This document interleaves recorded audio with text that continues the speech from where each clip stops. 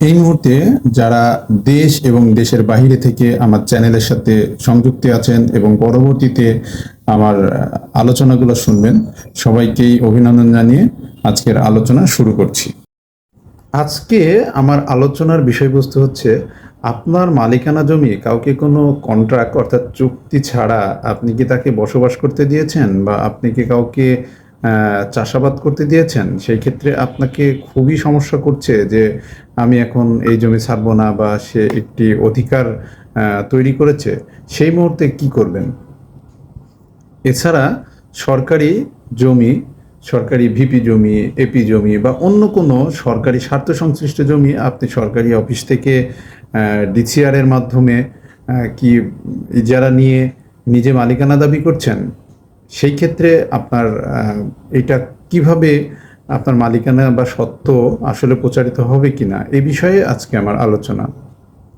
দেখুন, এ বিষয়ে আলোচনার পূর্বেই দুটি সংজ্ঞা আমাদের জানতে হবে। একটি হচ্ছে অনুমতি দখল, আর একটি হচ্ছে বিরোধী দখল। অনুমতি দখলটা বলতে সেটাই বোঝায় যেই সম্পত্তি আপনি কাউকে একটি শর্তে আপনি তাকে দখল করতে দিয়েছেন। যেমন সরকারি ভিপি বা এপি সম্পত্তি একটি ডিসিআরের মাধ্যমে আপনি দখল পান, অর্থাৎ সরকার আপনাকে অনুমতি দিল দখল করার জন্য একটি ডিসিআরের মাধ্যমে। ঠিক ব্যক্তি মালিকানা জমি একইভাবে আপনাকে কি করতে হবে? একটি কন্ট্রাক্ট করে, অর্থাৎ আপনাকে একটি চুক্তিনামা করে তাকে দখল দিতে হবে। এবার আসি দ্বিতীয়ত, বিরুদ্ধে দখল। এখন দেখুন, এমন হলো যে আপনার জমি, আপনার সম্পত্তি আপনার অনুমতি ব্যতীত আরেকজন জোর করে দখল করেছে, এইগুলা বলে বিরুদ্ধ দখল। সেই ক্ষেত্রে দেখুন, আপনার মালিকানা জমির ক্ষেত্রে যদি এমন হয়ে থাকে যে কখনোই তাকে আপনি অনুমতি দেননি, অথচ সে জোর করে দখল করছে, সেই ক্ষেত্রে আপনি অবশ্যই একটি দেওয়ানি মামলা করতে পারবেন। দেওয়ানি সুনির্দিষ্ট প্রতিকার আইনের 8 এবং 42 ধারা মতে আপনি তার বিরুদ্ধে দেওয়ানি মামলা করে সত্য প্রচারের একটা মামলা করতে পারবেন। অপরদিকে দেখুন, সরকারি জমিতে অনেকে আছে ডিসিআর নিয়ে সে 12 বছর দখল করে। সেই ক্ষেত্রে 12 বছর দখল করেই সে নিজের মালিকানা সত্ত্ব বজায় রাখার জন্য যথেষ্ট চিন্তাভাবনা করে রেকর্ড করাতে চাই, বা যে কোনো সত্ত্ব হাসিল করতে চাই। সেক্ষেত্রে আপনাদের বলে রাখি, ভূমি ব্যবস্থাপনা ম্যানুয়াল 1990-এর 97 অনুচ্ছেদে এটি সুনির্দিষ্টভাবে লিপিবদ্ধ রয়েছে।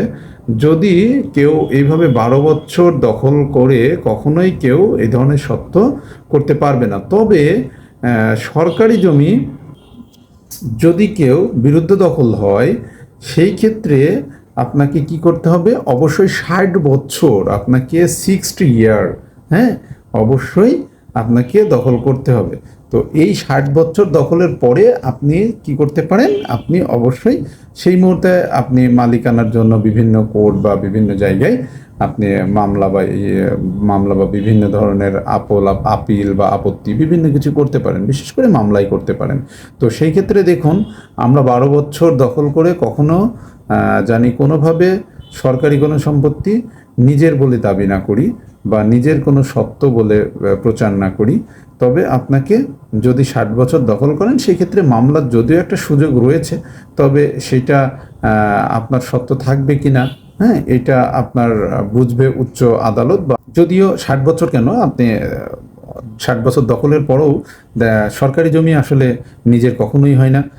সরকারি জমি কখনোই কোনোভাবে দাবি করতে পারবেন না কোনো ডকুমেন্ট ছাড়া, শুধু আপনি একটু কষ্ট করবেনই আর কি। সেই ক্ষেত্রে সরকারি জমির অবৈধ দখল থেকে যেমন দূরে থাকবো, তেমনি আমরা আমাদের নিজেদের জমি অন্যকে দখল দেওয়ার ক্ষেত্রে অবশ্যই একটি কন্ট্যাক্ট করে নেব, নইলে কিন্তু আমরা ভবিষ্যতে একটি ঝামেলার সম্মুখীন হইতে পারি। সেই ক্ষেত্রে আপনি প্রতিকার পাবেন, তবে সেই মুহূর্তে আপনাকে অবশ্যই মামলা মোকদ্দমার মধ্যে যেয়ে আপনার এই পরিস্থিতি থেকে বের হয়ে আসতে হবে। আজকের আলোচনাটা যদিও আমার কাছে মনে হয়েছে যে সবার জন্য খুবই গুরুত্বপূর্ণ, সেই ক্ষেত্রে আপনারা অবশ্যই এইটা জেনে নিজেরা সচেতন হবেন এবং অন্যকে সচেতন করার চেষ্টা করবেন। সবাই ভালো থাকবেন।